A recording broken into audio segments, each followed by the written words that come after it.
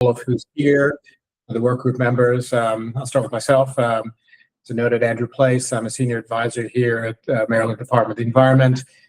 Background is that I'm former vice chairman of the Public Utility Commission in Pennsylvania, as well as deputy secretary in the Pennsylvania DEP and former academic at Carnegie Mellon University in Pittsburgh. With that, Cindy, so your turn. Hi, good afternoon, everyone. I am going to be calling out every member seat, and we'll be seeing if there's someone in attendance per seat. But first, I wanted to do a brief introduction. My name is Cindy Osordo, and I'm a policy analyst of the Climate Change Program at MDE, the Maryland Department of the Environment.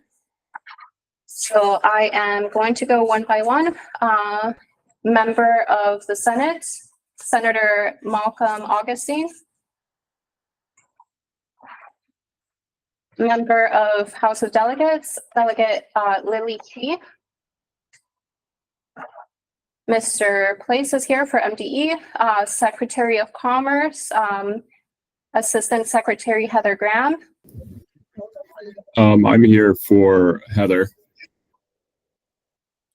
That's Ryan Powell. Yep, Ryan Powell. Do you mean to give a brief introduction? Yes, please. So I'm Ryan. My background is also, I guess, academic scientist by training. Background is in molecular biology, biotechnology with a focus on bioenergy. Started my own company, ran it for about 10 years, and I'm now at Department of Commerce as the Energy Program Manager. Thank you. Thank you. National Federation of Independent Business, representative of the Maryland Chamber of Commerce. Let's start off with Ms. Stephanie Kane.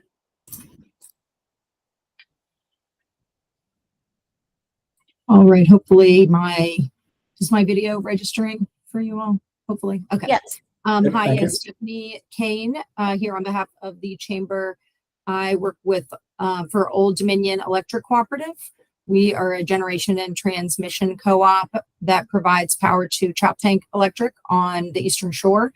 And I am the Director of Government Relations and External Affairs for ODEC. And we have a generating facility in Cecil County. Thank you for joining us, Ms. Kane. Do we have Jennifer Smith-Funn from the Maryland Small Business Development Center?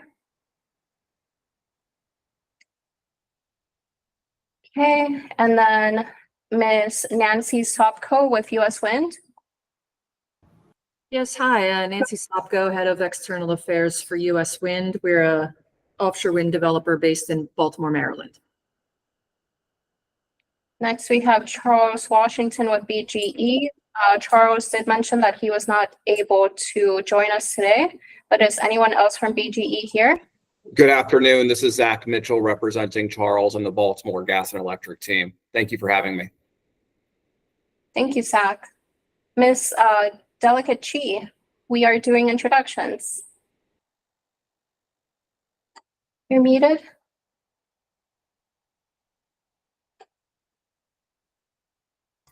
Hi, now you can hear me, right? Okay. Yes. Yeah, good. Thank you. Delegate Lily Chi, representing District 15 from Montgomery County. I serve on Economic Matters Committee and Chair Business Regulations Subcommittee. I am pleased to be joining this work group as I work on clean energy related issues. Thank you. Thank you. And then lastly, is Ms. Sarah Battisti from NRG here? Okay, that is all of the members. If you would like, you can also, if you're a participant and didn't get a chance to do an introduction, feel free to do an introduction in the chat. Okay. Thank you, Cindy. Thank you, everybody, for joining today. A couple of notes, housekeeping notes. We are recording these meetings. These are public meetings, as well as producing a transcript of the meeting minutes. All of the documents before any of these meetings are being posted to the web page. Cindy can put a link into the chat at some point here. but it's through the Maryland Commission on Climate Change and then the work group tab will take you to all the relevant documents. And so we'll do a few more minutes and then lead into a presentation on the climate pollution reduction plan out of MDE that came out in December. Cindy's going to lead that in a few more minutes. But I also wanted to note that we've scheduled these work group meetings for every 4 weeks. The dates of the meetings are in the PowerPoint presentation. The next meeting was June 18th, which will be an in-person. We are working at a site to be determined. Then Kathleen Kennedy from University of Maryland will do a presentation for 20 minutes on energy industry revitalization study, which is the one that is mandated by the statute which created this work group. And then we'll have a discussion about process and work plan for the work, all the pieces of the work group going forward through the end of the year. So as background, this work group is associated with, subsidiary to the Maryland Commission on Climate Change. Originally, there were 4 work groups. And would you like me to present? yeah, I'll just do the background on what we are here. Okay. I'll just finish up briefly. Okay. And then there were 4 new ones that were statutorily required through the Climate Solutions Now Act. Of the 4, there's the Just Transition Employment Retraining Working Group. This one, the Energy Industry Revitalization Working Group. The Energy Resilience and Efficiency Working Group, which met this morning. And the Solar Photovoltaic Systems Recovery, Reuse, and Recycling Working Group. We will, as I noted, there's a mandated study that we're obligated to present to the Commission on Climate Change as well as the General Assembly. We expect to do that before the end of the year.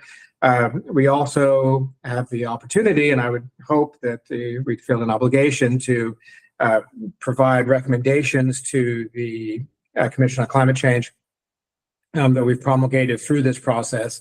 My expectation or hope is that if we are to do that, that we draft recommendations for the August 13 meeting with the expectation that they can then take it up in the climate change meeting, which is in September. With that, I will pass it along to Cindy for the presentation on the climate pollution reduction plan. All yours, Cindy. Thank you. So I will be doing a brief presentation on a climate pollution reduction plan.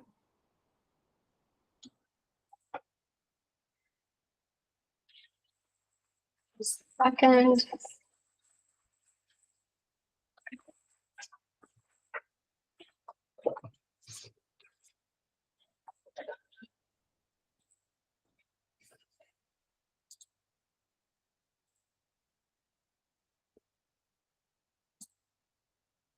All right, so in December of last year, we as an agency released a statewide plan called the Maryland Climate Pollution Reduction Plan. This was due to a law that passed in Maryland in 2022 called the Climate Solutions Now Act of 2022. This act is the most ambitious statewide greenhouse gas reduction goal in the country, and it says that we must reduce emissions by 60% by 2031 compared to 2006 levels, and that we must set the state on a path to achieve net zero emissions by 2045 and create economic benefits in the states. The plan is over 100 pages long. It's available on our website, and we encourage everyone to check it out. And just wanted to quickly highlight the economic benefits piece really is required by law in Maryland. So we'll be talking about that a little bit more as we go along. So the plan included current policies as well as planned policies. And you can see here the comparison between current policies and the additional reductions that would be achieved if we were to pursue more ambitious policies and meet our obligation of 60% by 2031. That means that we'll be pursuing emissions reductions across sectors. And you can see that the two largest sectors here on the graph are the electricity and transportation sector, and that on the right-hand side, there is a piece regarding carbon sequestration. And that alludes to how in 2045, it's a net goal, and as opposed to the 2031 goal, which is a gross goal. And we'll be talking a little bit more about these major sectors as we move along. These goals are ambitious, but the really good news is that we have in Maryland a history of meeting new very ambitious air quality goals. In particular, there was a Clean Air Act that passed over 50 years ago, and in 2022, we were able to meet national air quality standards for the first time. This part of the country used to be one of the dirtiest in the country, and this was due to the combined efforts of our neighbors, of our nonprofit groups, of our General Assembly, executive branch, coming together as a whole to reduce pollution. So I'm going to just touch on three major sectors. The first one is electricity. And this is the second largest sector, as we might recall from the graph that we just saw. And there have already been a lot of reductions since 2006, including due to the reduction in coal. And what this really shows is that we will need to continue making new policies, and the plan does call for reaching 100% clean electricity by 2035, and we will need to continue being creative in our renewable and clean energy approaches in the states as we move along. So that means that we will be investing both in large and small sources of emissions. And by small sources, we mean individual vehicles, like your electric, your home vehicle could be an electric vehicle, and your heat pump at home could be an electric heat pump. When your old system breaks down, we need collectively individual actions to make investments in cleaner sources and more efficient sources. Electrification is already underway across the country. Heat pumps have come a long way in terms of technological advancement, in terms of providing comfort, and they are now already outselling gas furnaces. And we are also already seeing, just due to normal market conditions, that electric vehicles like Tesla models or Chevy Volts are some of the best-selling cars as of 2023. And over time, our electric appliances, our electric vehicles can be powered by clean electricity as well. One of the very important questions that we get is, can the grid handle it? And there was a study done on exactly this that was released in December. I did notice that we have a member of the Public Service Commission, and we are going to have a discussion. We welcome discussion from anyone here, but or add any flavor. But in December, that study was released and found that efficient electrification of buildings and vehicles will require investments, but those investments will be modest compared to historic levels. The second sector that I'll be covering is the transportation sector. This is the largest emitting sector in our state right now.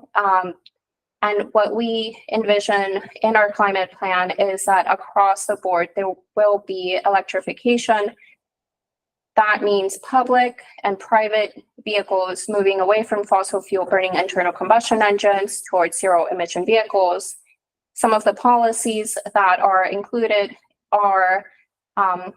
here. One is Advanced Clean Cars 2, which requires 100% of new cars, light duty trucks, and sport utility vehicles sold in Maryland to be zero emission vehicles by 2035. And the Advanced Clean Trucks policy requires certain types of medium and heavy duty trucks sold in Maryland to be SEVs in certain years.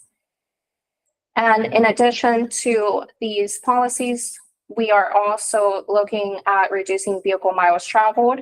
That could mean expanding access and affordability of public transit, as well as creating more walkable, safe, and bikeable spaces. An important piece of the electrification of transportation as a whole is having infrastructure available and making sure that we alleviate any anxiety that a potential consumer, a potential business individual might have regarding availability of charging. So one of the things that Maryland cares very much about is building out the charging network and making sure that people have the stations available should they need to charge. We already here in Maryland have over 1,500 public charging stations, and we are continuing to build that out. We are leveraging state and federal funding to expand this network. That means Maryland Energy Administration, MDE, Maryland Department of Transportation are working together, as well as the Maryland MCEC Clean Energy Center has also been working on building out some of our public charging infrastructure. The third and final sector that I'm going to be covering is the buildings sector. And the climate plan includes a few policies that are very important. The first one that I'll cover is building energy performance standards. And what that means, that's for short, what that means is that this regulation will be aimed at decarbonizing buildings above 35,000 square feet over time, making sure 20% reductions are achieved by 2030 and net zero by 2040.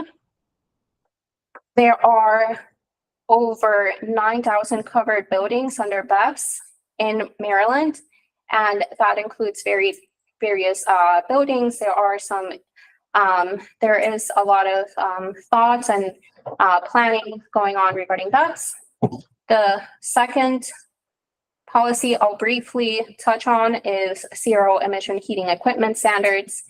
And this policy would require new heating systems installed in Maryland to produce zero on-site emissions beginning later this decade.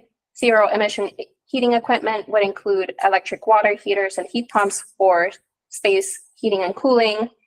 And this over time would align with federal policy, with state and utility sponsored incentives, and could be designed to ultimately align with energy efficient, low cost, and zero emission buildings.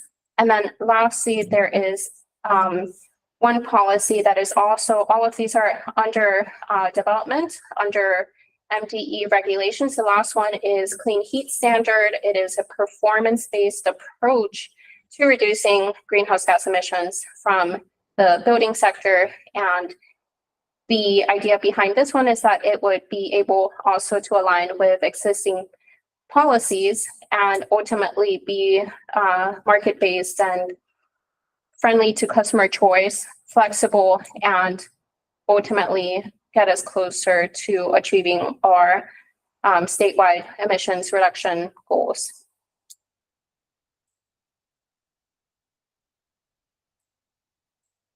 So now I'm going to cover some of the benefits of these policies. One of the major benefits envisioned is economic in nature, and it is the creation of more local jobs. The plan is estimated to create 27,000 jobs between now and 2031. That means more, that could mean more electricians, HVAC installers. That means direct, indirect benefits. And really, that could also mean developing a more equitable society where some of these jobs reach more individuals and historically underrepresented individuals as well.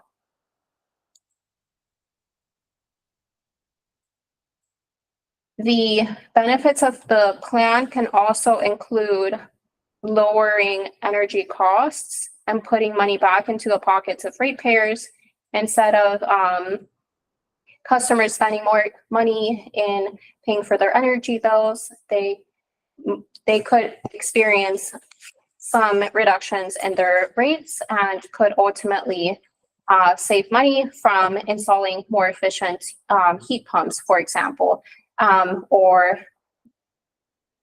making the switch to just a more overall efficient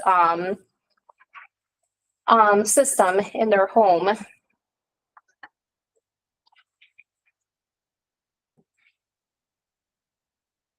There are incentives from the federal level already available to do some of these upgrades. That can include energy audits, zero emission appliances, solar panels, home insulation, zero emission vehicles, and related infrastructure. And there will be more incentives coming from the Maryland Energy Administration in the future at the state level.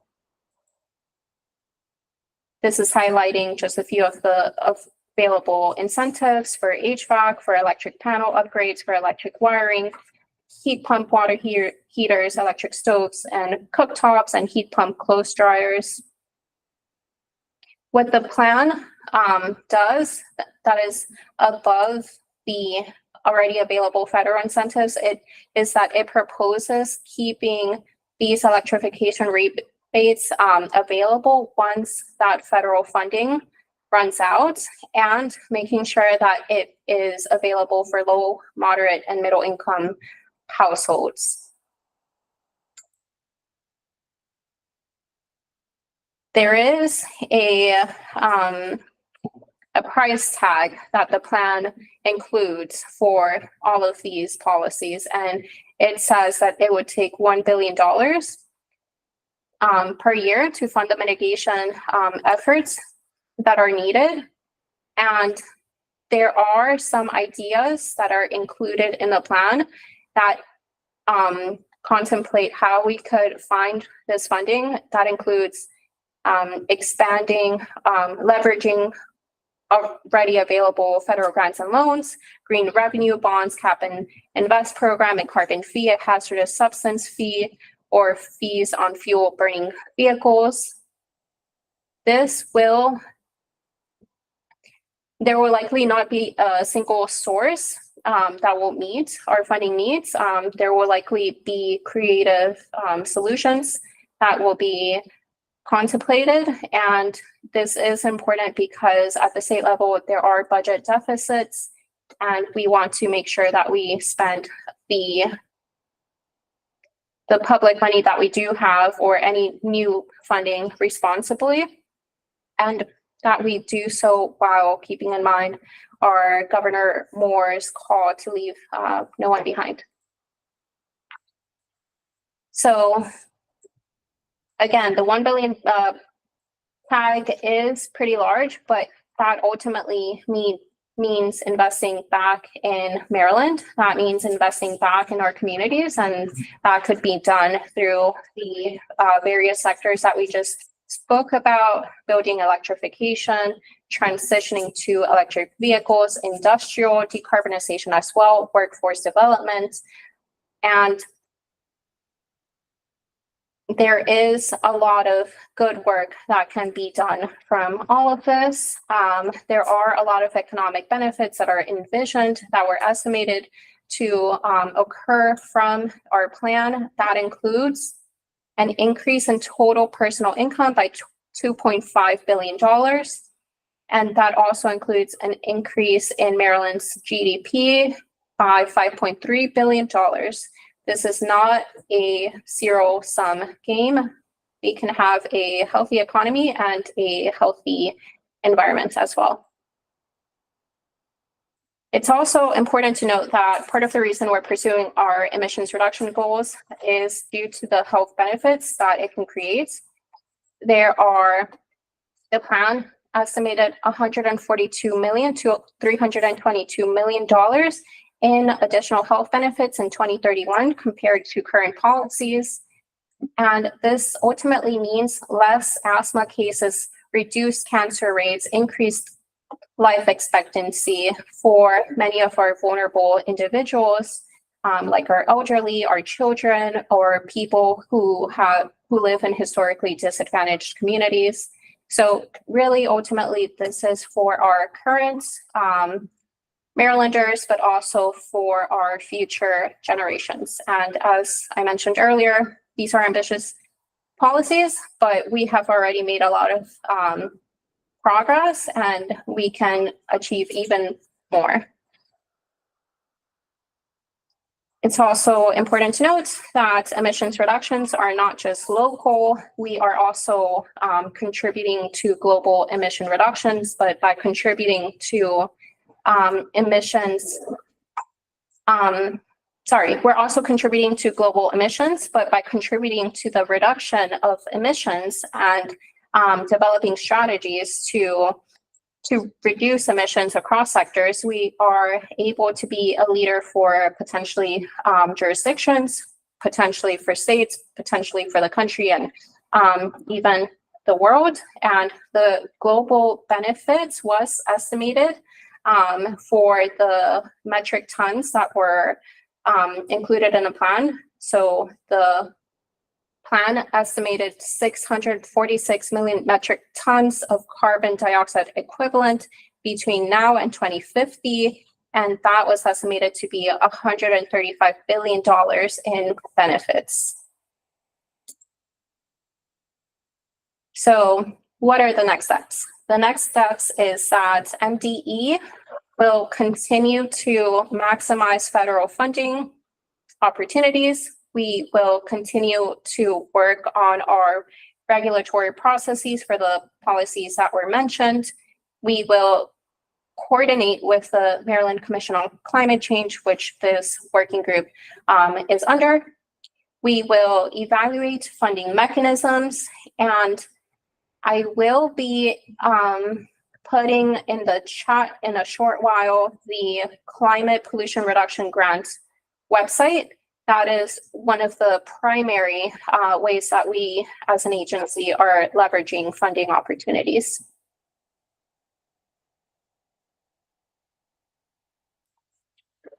Thank you, Cindy. Are there questions from the working group members?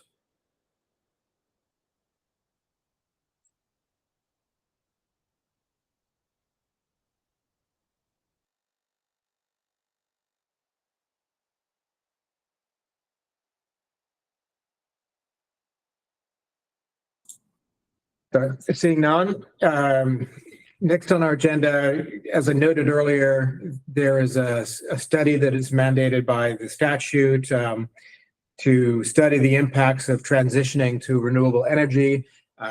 That's the quote in the statutory language. I would note that I take the privilege of the chair to take an expansive view. I think the legislative intent is for the transition to decarbonized economy, energy. So nuclear, any other zero carbon technology that comes to bear, I think, is the remit of this study, not simply the narrow, just renewable piece. With that, Professor Kathleen Kennedy from the University of Maryland, we have brought her group on to do this study, this work, and she will present how we've scoped it to date. I very much want this in front of the working group members for discussion on whether this is the scope that it should be on, whether there's additions or subtractions that should be made to this analysis, as Dr. Kennedy is bringing up here. And I'd also note as a process point that I would like, please advise if you'd like something different, but my expectation is that Dr. Kennedy will present updates on this work every 2 weeks of our working groups as calendar. So an update on the July 16th meeting, an update on September 10th, and a final presentation on of the study on November 5th. 2 months, every 2 months, not 2 weeks? Sorry, every second meeting. Sorry, did I misspeak? Yes. All right, my mistake, sorry. Every second meeting. With that, Dr. Kennedy, the floor is yours. Thanks, Andrew. Let me see if I can share my screen here.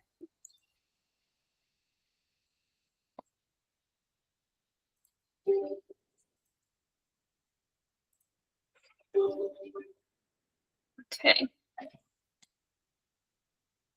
So, as Andrew said, my name is Kathleen Kennedy.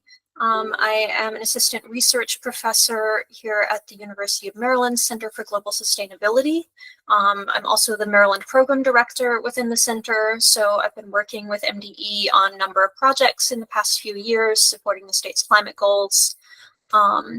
So very happy to be here helping with this working group as well. So today I'm going to step through first what are the statutory requirements for this study, provide a little background on previous analysis that we've done at the center that I think is very relevant for this work. And then I'll walk you through what our proposed approach is to meet the study requirements, and then we'll have some time for discussion and welcome any input from the working group members on our proposal. So first, the statutory requirements. This you'll also find on the working group website that Cindy dropped in the chat. There are two main parts of the study requirements. The first is on energy generation facilities.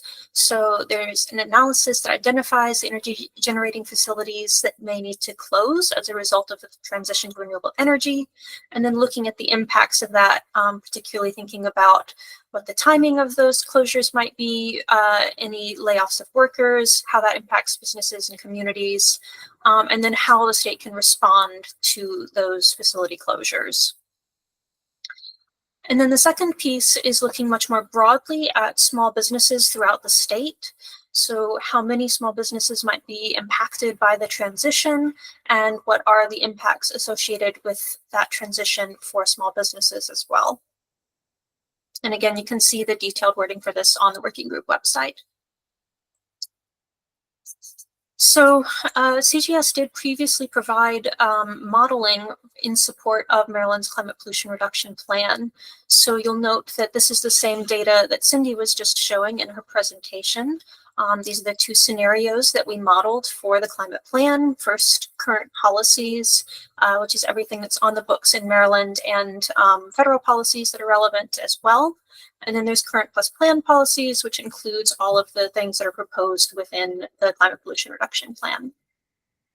And so this modeling gives us a really good starting point to see across all the different sectors in the economy, which you can see in the different shaded areas here, what are the different measures that need to be taken and how that might actually impact those who work in those sectors.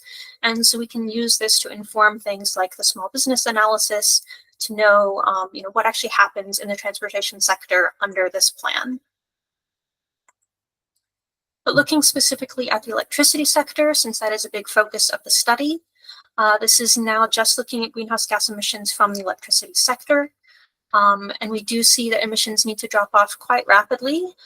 This is in part from current policies, which you'll see on the right includes the renewable portfolio in the state, renewable portfolio standard in the state, planned coal plant retirements, a renewal of the nuclear licenses at Calvert Cliffs is an assumed part of the scenario. And we also include IRA tax credits at the federal level. But then the additional policies in the plan are a 100% clean electricity goal by 2035, both for electricity produced within the state and within the regional greenhouse gas initiative states that Maryland partners with. And so we can also see from our modeling work what this actually means for generation. And so here you can see starting in like 2025, we see a very large growth in renewables up at the top in solar and wind. We see steady production of electricity in orange from the nuclear sites at Calvert Cliffs. And then in the gray, you start to see the phase out of fossil fuels needed. You'll note the black at the bottom is the imported electricity from outside of the state. So this is not actually fossil fuel generation, that's from outside Maryland.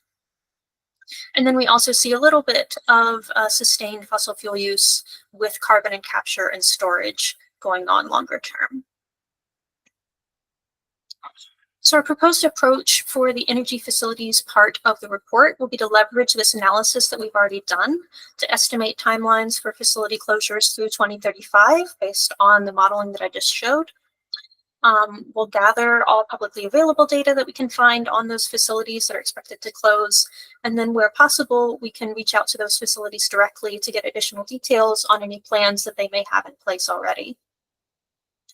So the report would provide a review of the number of employees at those facilities, any plans to repurpose the facilities, and any likely secondary impacts from those facility closures based on the best data we're able to find.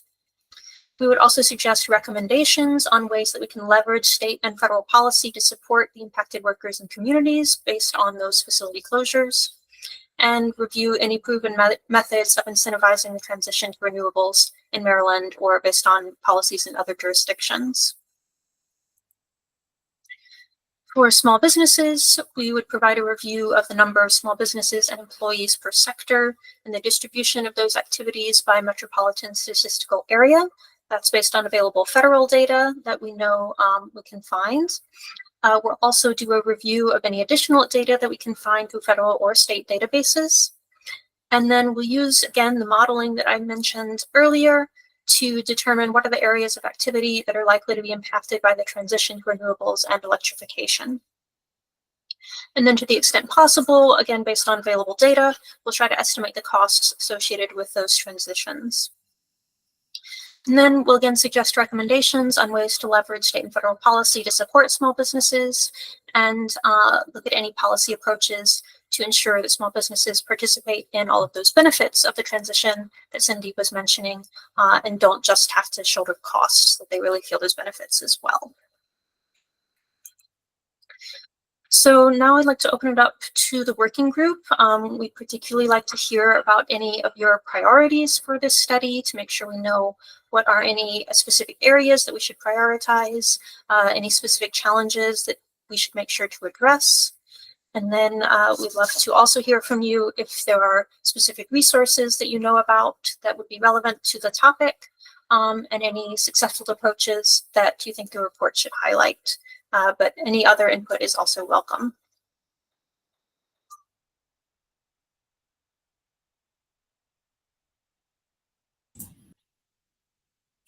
Hi, this is Stephanie Kane from ODEC on behalf of the Chamber. I was just wondering, a few slides back, there was a bullet about an assumption of RGGI having a 2035 goal that it currently doesn't have, and I believe would require the other 10 states in DC to act on. And I'm just wondering about including that assumption as a baseline in this study. If you could speak a little more to that, please. Thank you. Yeah, so that's something that NDE has started pushing for, is my understanding, as part of the RGGI consortium. So it is part of Maryland's goal now to have all of those states agree to it. But you're right that that is not something that's guaranteed or can be guaranteed solely based on Maryland actions. So that would just impact, let me get back to this slide. That would just impact the imported electricity down here at the bottom. So basically, if RGGI does not choose to set those goals, then the imported electricity coming from outside of Maryland might have higher emissions. And so there are other methods potentially of also dealing with that. That could be time-matched renewable energy certificates, where the state can ensure that even though all of the electricity outside of Maryland isn't clean, that Maryland is only using clean electricity. So there are other possibilities besides just RGGI going to zero that could still support this kind of scenario. Okay, thank you. I appreciate that. I do think it's relevant to, with the baseline of the study being things that are current law versus desired policies as far as what the state has control over.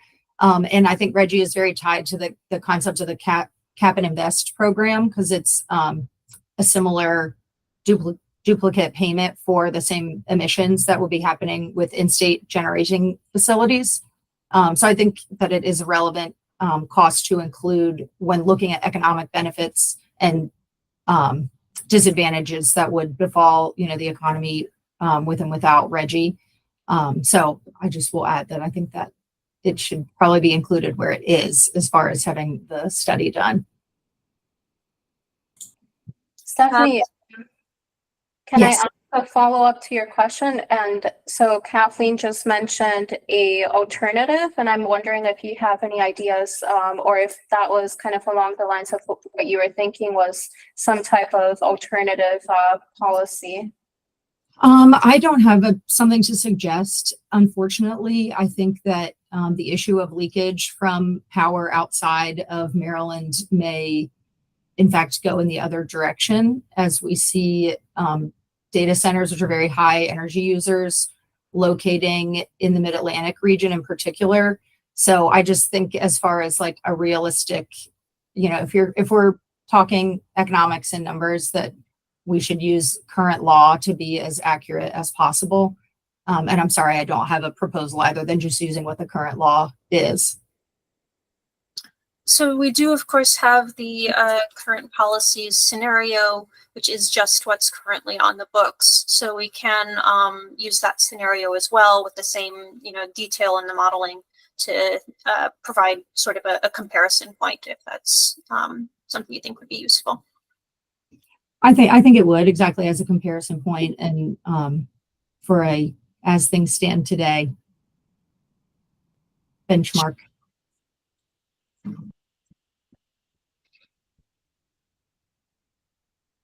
Thank you, Stephanie. Thank you. Malcolm, your hand is raised. Thank you. On the graph that spoke to the imported fuel source, so we're just gonna kind of just leave that alone as far as what that is. Is that the thought? So you're meaning that we don't distinguish like what's producing the imported electricity here? Yes. Yeah, so the model does include that, but it's actually something that Maryland's GHG inventory does not differentiate on. So the GHG inventory just has the average emissions of the PJM grid as the intensity for imported emissions. So that's again why I mentioned the renewable energy certificates could be a very important part of this. Where you can time match and say, like, okay, we know for sure that the electricity used for this hour of the day came from a solar farm. And so you can match up things like that and provide some detail on where that imported electricity is coming from. But at the moment, there's not any usage of that kind of thing. Okay. I think that's important, given how aggressive you're showing this plan here, which is very aggressive given sort of what our experience has been thus far, that we may depend more on reaching some of what we're trying to accomplish on imports. And obviously there will be a certain cost associated with that if we were to do that from a policy standpoint, but I just think that that's something that I just put that out there. Second thing that I put out there is how are we using the grid planning from PJM as it pertains to Maryland? Is that a part of what you are planning for or looking at? So first I want to mention that the 100% clean electricity by 2035 is also something the Biden administration's put forward as a goal, right? So this is not necessarily out of step with the rest of the country for Maryland to have this goal. So that's important to note as well when we think about the imported electricity, that other states are likely going to be feeling some pressure to do this as well from the federal level. As far as PJM, we have not gotten in touch with PJM directly about this yet, but as I mentioned, part of the study would probably be reaching out to specific facilities. So we could also potentially reach out to PJM or others that could inform the study as well. The reason why, forgive me for talking, the reason why I think that's important is because they have responsibility for grid reliability.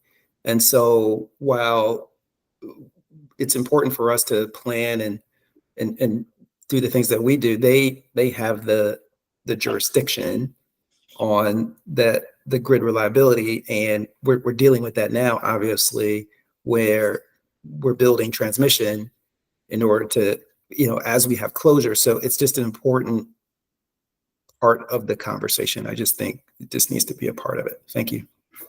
Absolutely. Yeah. And I don't know, Andrew, if you want to say anything about the other working group, because I know that speaks a little more directly to grid resiliency and things like that. Yeah, thank you. Senator, thank you for your comments on this as well. That I also coincidentally share the energy resilience and efficiency working group, which is not one of the other four that was created by the Climate Solutions Now Act. And that is absolutely front and center in the conversation in that working group. And encourage you to participate in those calls or to watch the progress of that. The first meeting the next meeting we're going to have is precisely centered on that question.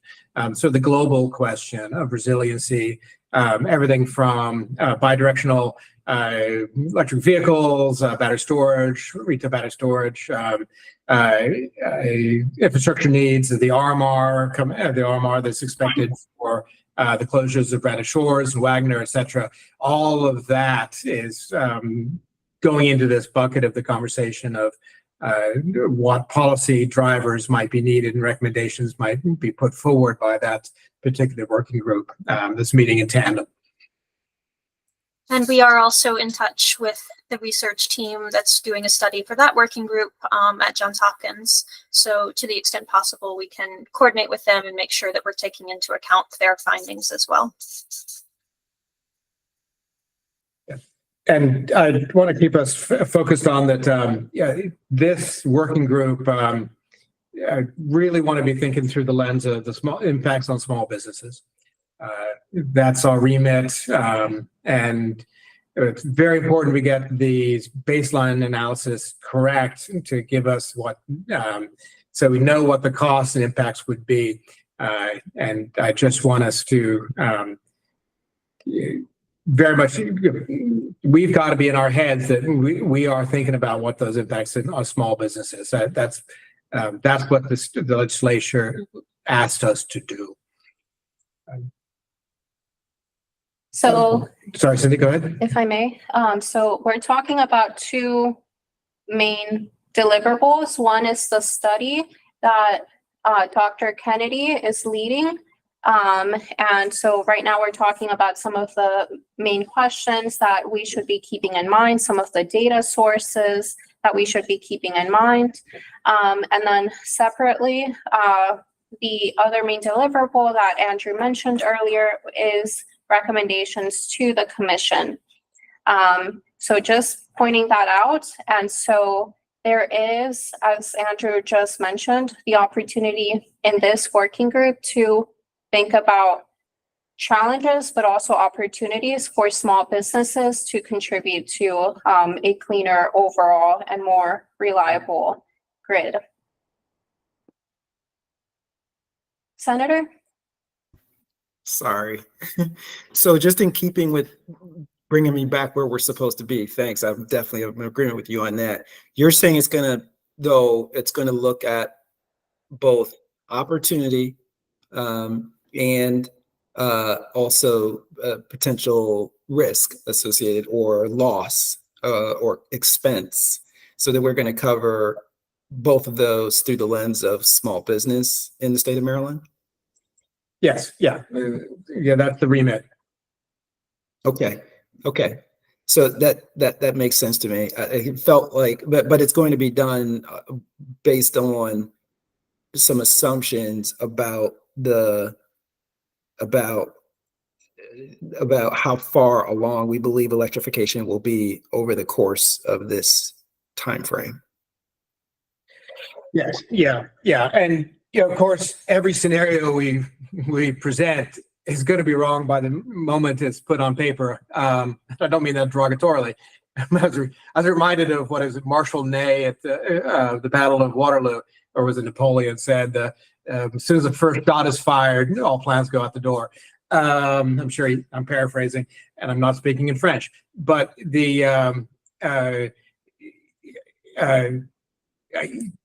I don't like to use the term illustrative, but unless we have some picture of what this system might look like at certain days in the future, we can't say anything of value on the impacts and opportunities in what is our obligation here to think about it through the lens of small business impacts and opportunities. Thank you. Makes sense. Dr. Kennedy, could you pull up the small business slide, please?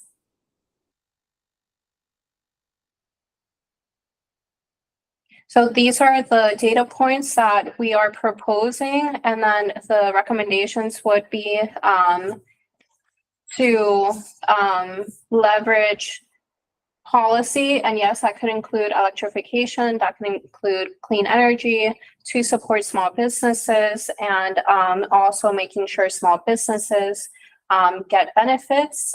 So that is one thing that you could come out of this meeting with, is just kind of think about a little bit more about what that could look like in Maryland.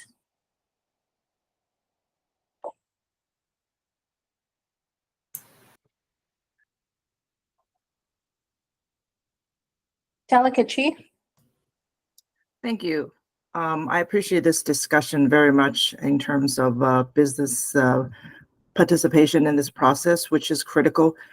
Because so much emphasis is on small businesses, I wonder if we actually mean businesses, period.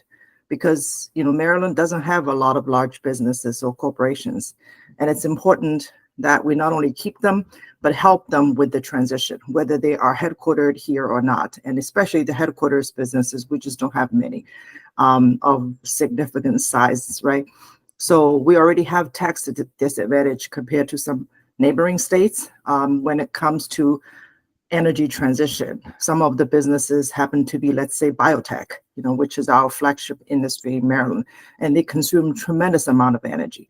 And another critical industry sector is healthcare, hospital, and a whole cluster of research companies. They have heavy dependence on energy reliability. So I think this is an important conversation to have, but it is also important to keep in mind that different sizes of businesses may have different needs, and it's important to speak to all of them. You know. Yes, certainly. Dr. Chi, that's very informative to keep in mind as well. And Dr. Kennedy, if to that point, is it fundamental and necessary and important to think about that, sort of pull back from this narrow lens? I mean, yeah, granted, the statute says small business, small business, small business. But if we take a more expansive view on the legislative intent, yeah, I think that yeah, I don't want to speak for the legislature, but my working assumption is that the legislature wanted this working group to be focused on the small business piece. But I think to Delegate Chi's point, I think it'd be incredibly valuable and you probably can't get the granularity that we want to focus in. We want to focus on the small business piece and the granular part, but I think being illustrative of what those impacts would be on the economy at writ large, not simply just a so narrow cross section. I think I would find to be a very valuable output of this, the work we're headed. Yeah, so I think that's a question just of like with everything in the study, availability and also the time to complete the study. We are, of course, on the same timeline as the working group as a whole, that we have to do this by the end of the year. And so I think probably it's going to be best if we can keep the analytical portion focused on small businesses specifically, just to make sure that we do meet the things that are fully required by the statute.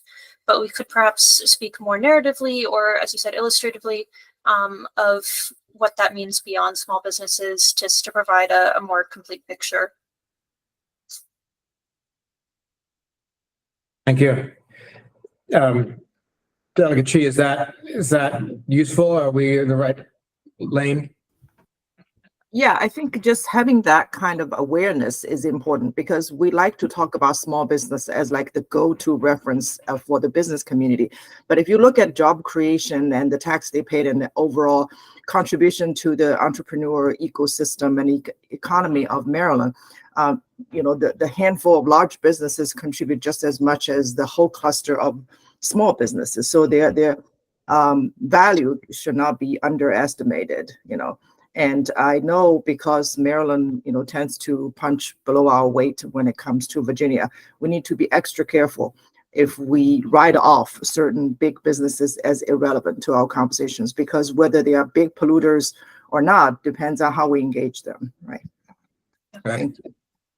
Yeah, as an aside, in some ways it's an arbitrary an unfortunate place to ring fence the conversation, because what is a small business too?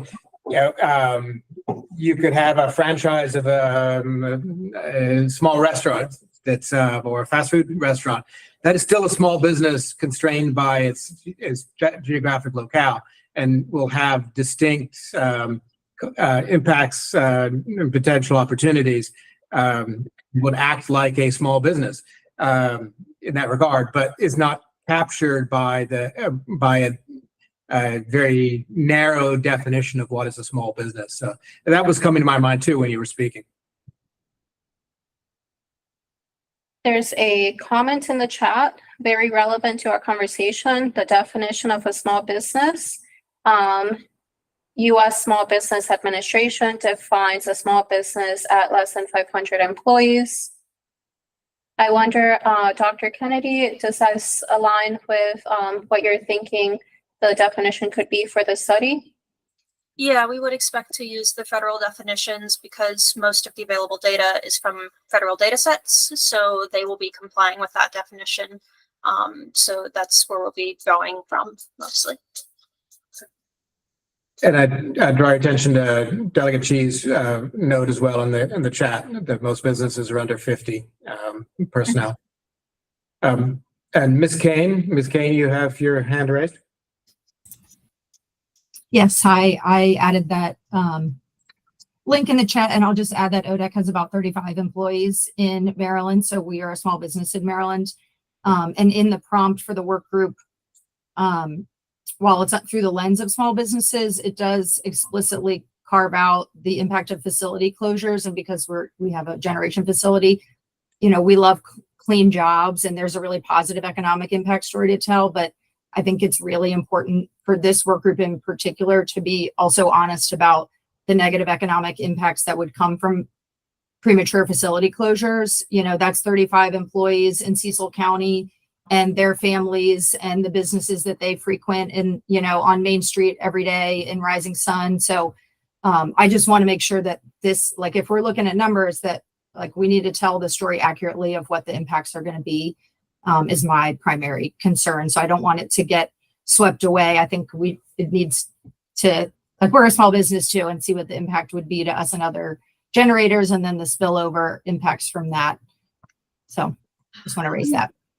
Absolutely. And that's a huge part of the focus for the energy facilities portion of the study, to look very clearly at what are the potential impacts on workers and their communities if a facility does close.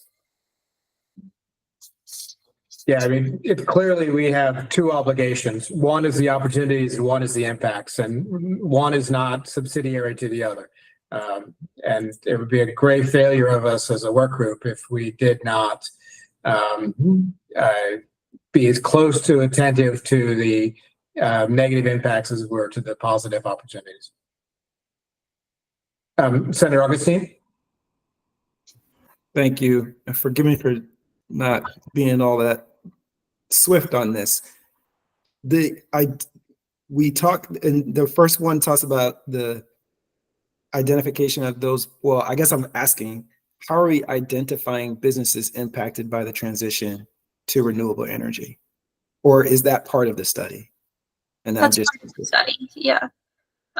So that's again where we'll probably be using the framing of our previous modeling work, where we can see what are the specific changes, often down to the technology level, that transportation sector would need to go through. What are the vehicles that need to be electrified? What are the building appliances that need to be electrified? All of that. And so that can give us a good sense of what are the businesses likely to be impacted by those changes.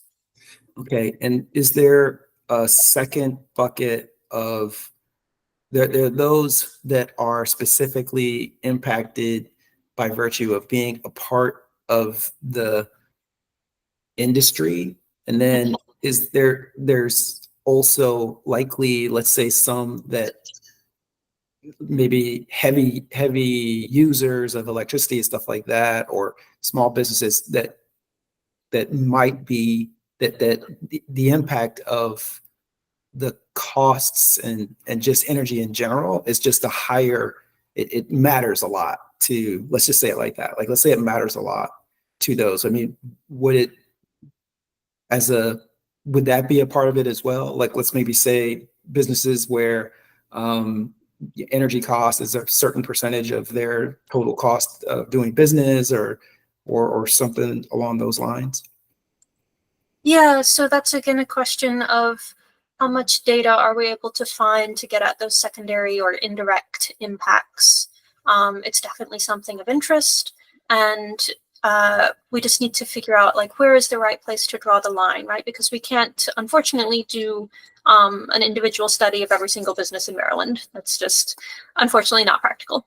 So we need to figure out what is the level of aggregation or granularity that makes sense to really fully elucidate all of the important distinctions and who will be impacted in different ways, but without kind of going down a rabbit hole and ending up trying to get so granular that we're no longer seeing the big picture. So that's part of where I think this working group can provide some input of, you know, where do we need to draw that line?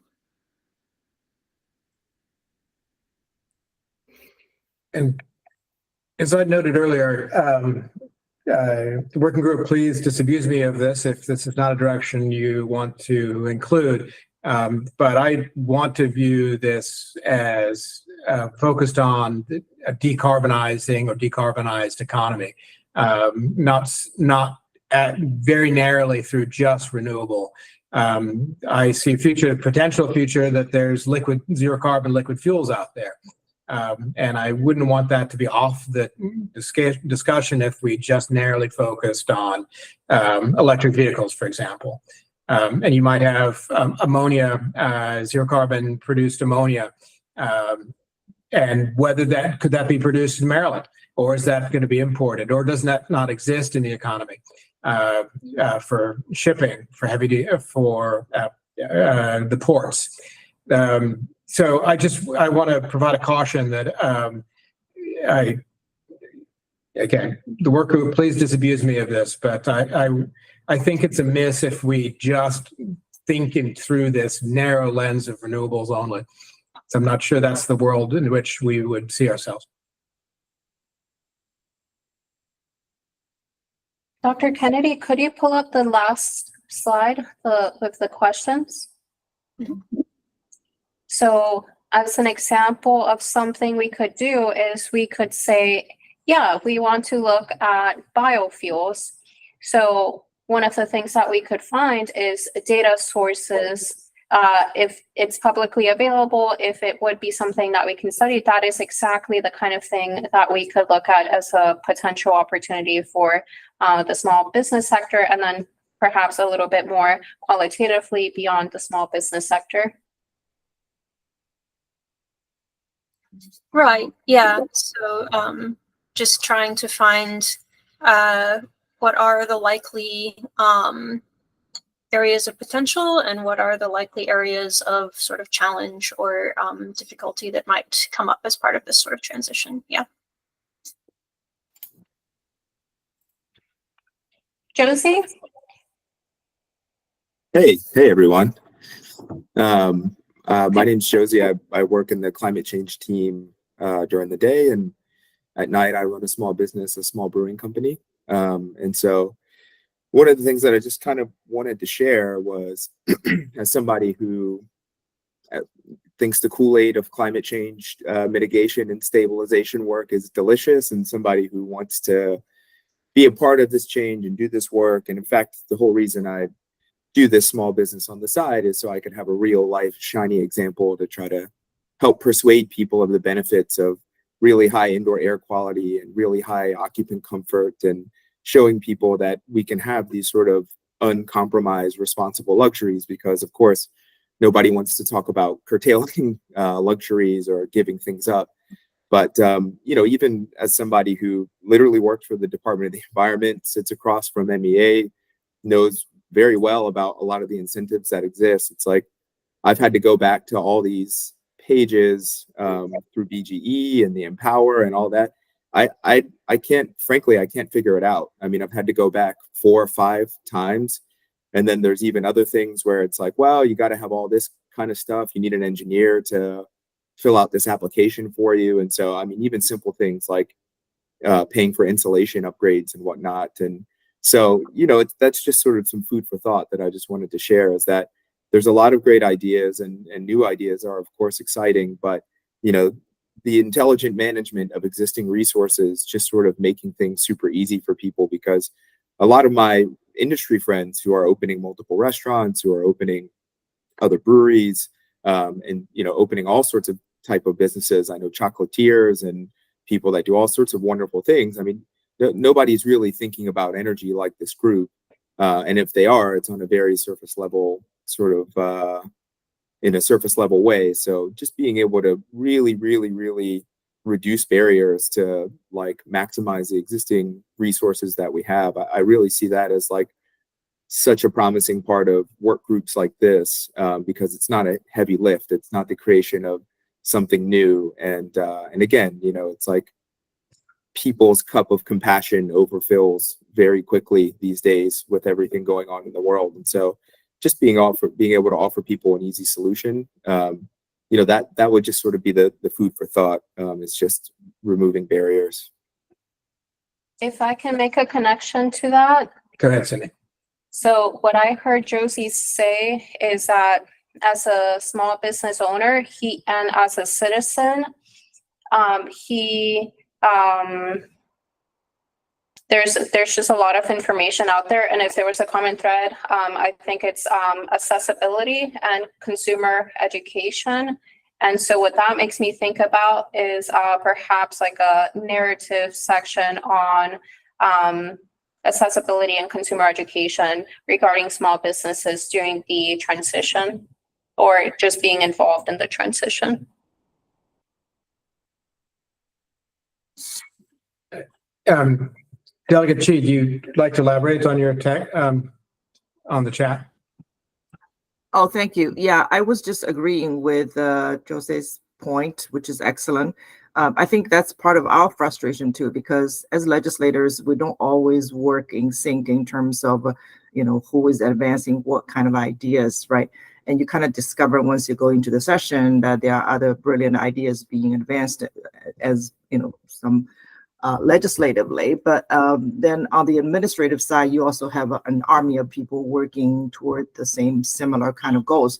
So as end users, whether you are business or resident, it can get overwhelming in terms of navigating through our system of laws passed, of incentive programs and resources, and who you can consult with to make certain moves and make certain investments as a businesses, right? So I think there are a lot of things we can do to leverage industry associations input to be more efficient in outreach and all of that. But I think one easy thing we can do at some point, maybe that could be our recommendation, is to have a really user-friendly portal of some sort, related to Maryland Energy that's targeting not a policy wonky kind of a website, but just from end user perspectives. So what do I do if I want to transition to this and that, right? What are the rebates and incentives, and who can I talk to, the real-time chat feature and all that kind of thing. That is something that is very worthy for investment. Thank you. That's precisely the sort of recommendation we should be putting forward, or hopefully we'd be putting forward. We have transitioned onto the last 20 minutes here, 25 minutes on talking about our direction going forward, our work plan. Senator Augustine. Sorry about that. You've mentioned it a few times, and I'm just going back and looking specifically at the charge. You've mentioned a few times about going decarbonization versus renewable energy. You all have chastised me a couple times for getting off of the legislative language. The legislative language is actually, if this is it, which is on the site, it says transition to renewable energy. And so how is it that you move off of the actual language? Well, with the working group would have to see this as the right way forward, but my fear is that we would end up with a work product that's incomplete if we didn't consider that there are other levers of decarbonization that could be in Maryland's future. And that's the part that worries me. Just for example, if hydrogen would be used for home heating, just for example, and there's a propane dealer in the Eastern Shore, small business, that's businesses delivering propane, and if this analysis does not include that there could be a opportunity there for them to be delivering energy just as they are today, it's just a different molecule. I would just be concerned that it looks like we haven't thoroughly had an omnibus view of what this economy opportunities would look like. That's my fear. It's not that I want to disagree with or argue with what the legislature had put into the statute. I just want to be careful that we are not missing opportunities or potential costs that could be there. That's fair. I don't know who's who, honestly, but Ms. Kennedy has pushed back a couple of times on expansion that I've at least suggested, and said that those weren't, the rabbit holes and stuff like that. Similarly, if it's supposed to be narrowly focused and supposed to touch these specific things, and there are other work groups that are doing other things, that would be my pushback to you choosing what the expansion would be. No, I'm not saying that in a disrespectful way, but I'm just saying, like, how do you do that? Yeah, and I understand. And my response to that would be that it would be the dispassionate academic that describes that future for us, potential future. I'm certainly not giving the impression that I was trying to put my thumb on the scale here. Senator Augustine, Dr. Kennedy was very specifically talking about the study, and the study is legislatively mandated, and we have a contract that she needs to work under. But we are also talking about producing recommendations and having an ongoing conversation here. And so that piece outside of the study is open to your ideas. That's fine. I understand that. I'm just saying, though, that the conversation right now is about expanding the study beyond what it says. If we look beyond renewable energy, that is in and of itself expanding beyond what it says. I'm just saying from a consistency standpoint that is the case. I mean, I thought we were discussing the matters for the study that included, what was in here as far as the impact of transitioning to renewable energy, including in the study. That's what the list that I'm reading from. I mean, it's pretty specific, and it is about the study. Yes. Yeah. And just to give perspective, I mean, my fear would be, I mean, I guess, what's keeping me awake at night when, if we remain narrowly focused on just renewable, and maybe I shouldn't be beleaguering this, but I didn't want to see an outcome of this where if someone was reading this report we're going to be providing, and it says costs of it says cost of renewable. It's the cost of transitioning to renewables, and now you've just made it the enemy. You've said you've drawn this absolute link that it is renewables that are causing these costs, and it's decarbonization writ large that's imposing these costs.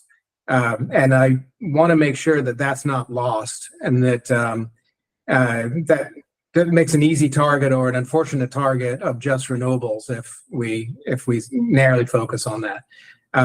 That's my fear, is that we're writing that imagery rather than saying, all right, this is about decarbonization, and it can include small nuclear reactors. It might include zero carbon fuels. So I don't mean to be sort of like to disagree or whatever. I support those. I support exactly what you're saying, but not everybody does. Not and it wasn't necessarily in this that is a solution that people are comfortable with. Not everybody's comfortable with the hydrogen and or the small nuclear reactors, nuclear in general. Folks are actively, they don't necessarily see that as a part of the solution necessarily. I do. I'm in agreement with you. I do. But I'm just saying that there isn't like full agreement that is a part of that should be a part of the solution going forward. But just putting my thoughts out there in the conversation, and I'll stop. All right. Yeah, I'm sorry. And Josie, we should hold comment of others who are not on the working group until the public comment period, if you don't mind. Sorry. So what's the sense of the group? I very much understand and hear Senator Augustine's thoughts and concerns on this issue. Should we address this now? Should we consider it? Should we come back and visit this on the June 18th meeting? Is there a sense of the group that where we should take this conversation?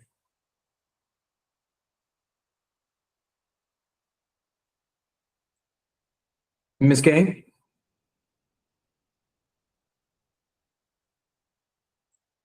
If you're speaking, you're on mute. Can you hear me now? I can hear you now. Yeah. Okay. I will answer your question with a question. And forgive my ignorance, but was the study prompt written by MDE? Because I don't know that it was in the Climate Solutions Now Act. I'm just wondering if that maybe was an oversight and think, of carbon-free or generating resources. And I also know that there's like a reliability out included in the Climate Solutions Now Act. And I think nuclear will play a big part in that consideration, but that's definitely not the charge of this group. It's more the energy industry writ large. But I just would raise that I do think we need to stick to our charge, but that maybe it was written this way without considering. Yeah, to answer your question, this is word for word from the statute. Yeah, okay. And Yeah. we did not write the statute. Right. Right. Yeah, so again, I was viewing that as shorthand. I was reviewing renewable energy as this part of the Climate Solutions Now Act, taking in consideration the context of the Climate Solutions Now Act. That was not about, it was not the Renewable Solutions Act. It was about the Climate Solutions Now Act and decarbonizing the economy by given dates. So that's how I sort of looked back at the legislative intent and thought, all right, that was intended here as a shorthand for the decarbonization that was envisioned by the Climate Solutions Now Act. But that was my opinion. I think it becomes relevant when looking at the impact of facility closures and reliability needs. Yeah. I don't know that that gives us direction, but that's my 2 cents. Right. Well, we're coming up against time. Can we bring this up as the first order of business on our June 18th meeting? This looks like it's got legs for a strong conversation. Senator, would that is that a good way forward? Yeah, absolutely. I think that does make a lot of sense. Thank you for at least having the conversation. I appreciate that. Oh yeah, no, this is great stuff. Yeah, this is why we're here. I think it's. I couldn't ask for more wholesome. And I just want to say to you as well, we as legislators, we have to make certain compromises. I'm just going to share with you that while you might think that's the case, that doesn't mean that that's what we were able to pass. We were able to pass what's in statute. I just will say that, but we should surely have that conversation at the next meeting. Happy to do that. All right, thank you. Yeah, thanks also for that insight. All right, we're at 2:25, and we have our last 5 minutes here devoted to public comment period. So with that, would anybody from the public who's attending this meeting, if you'd like to speak, please raise your hand or drop a text and a chat, and I'll call for you to speak.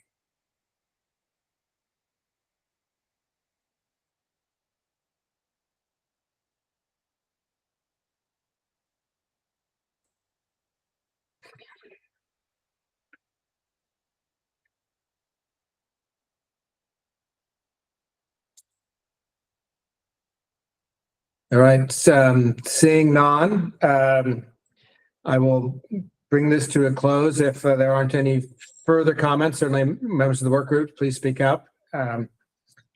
Barring that, Do you have one more thing? Cindy would like to make a note. just meeting minutes, and a recording of this meeting will be available. So look out for that on the website. Everything, all meeting materials are already posted on the website for today's meeting. And as noted earlier, the next meeting is June 18th. We hope for it to be in person. We'll go forward. We'll continue to build out what the work product will be from this work group. And again, I wanted to express my gratitude and gratitude, I think, of all of us to everyone who's devoted time and effort to this. It's a fabulous brain trust, and I'm hugely respectful of everybody who's on this call. Thank you. Thank you so much.